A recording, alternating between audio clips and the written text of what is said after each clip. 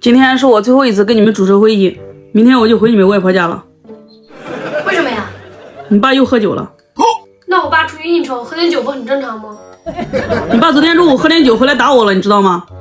爸，你打我妈了？我就推了他一下嘛。你忘了当初你喝点酒回来发酒疯，我和永清差点成了单亲家庭的孩子吗？我平时不是压抑久了吗？他1分钱不给我。那你也不能打他。